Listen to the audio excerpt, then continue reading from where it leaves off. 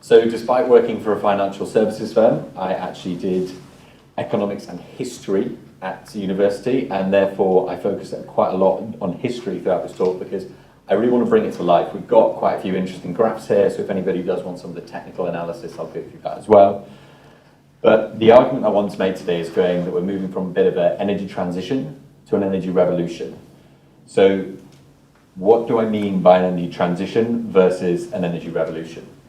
So the energy transition so far has been driven by essentially requirements. It's been a regulatory push. It's been forcing people to change their ways to basically displace fossil fuels and change it for cleaner energy.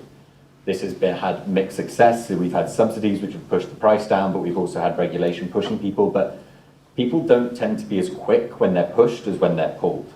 If we talk about an energy revolution, the two that I wanted to highlight, the first two is essentially the one that involved coal and steam, and then oil and an internal combustion engine.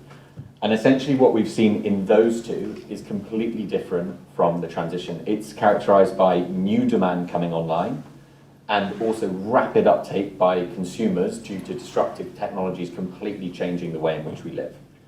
So the energy transition has the energy transition has basically helped to displace energy sources, as I was saying.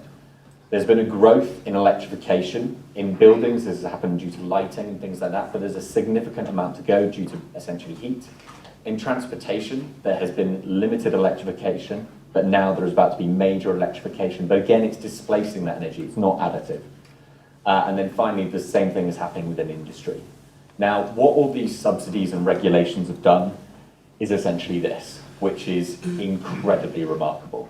We have driven down the price of renewables by 80% in the case of solar, 94% in the case of battery energy storage. Recently, I just heard that it's just gone below $100 per kilowatt hour, which is just outrageous. I mean, I've actually had to use a slightly different graph here. The right-hand side does batteries, the left-hand side does everything else, because batteries have come down so quickly and so rapidly. And then also onshore wind.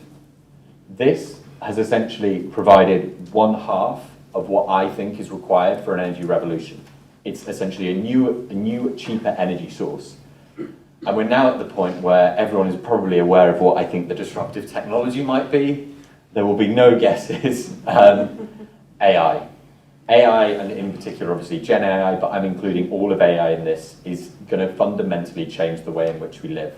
It's a new demand center. It's changed all of the energy predictions previously. We can see there a 10% increase. And this is partly to do with the computational power required in training these models, but also just interacting with them in day-to-day life. I mean, we've got some stats there. Computational power doubling every 100 days, 50 times more energy to train ChatGPT-4 than ChatGPT-3, and 33 times more energy than a software-specific task.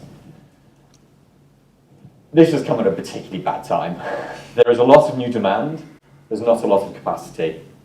As we can see on the grid, those connection times are real. That's 13 years on average if you want to add a new renewable plant in the UK. That's just simply not good enough. And also, we've seen the climate doesn't have any spare capacity either. We've hit 1.5 degrees. We're getting way past the Paris Agreement. It's happening. Now, this is quite doom and gloom. We're coming back to the analogy of the revolutions, and although I only drank 1 cup of tea while making this slide, technically I had about 9 because of the amount of energy that I consumed just to generate these images. The first ones did not look good. But revolutions are all about disruption. They completely change people's way of life, and with that comes positives. But there is also negatives, and some of those negatives have led to really disastrous impacts for the companies involved in societies. So, coal revolution, Luddite rebellion, steam places set on fire, completely damaged companies. So it's in their incentive to mitigate those negative impacts. Same thing happened in the second energy revolution, and you bet it's going to happen in the third. Tech is already being forced into the spotlight. In Ireland, they banned data centers from setting up. They're now reverting that decision, but focusing on enabling on-site generation.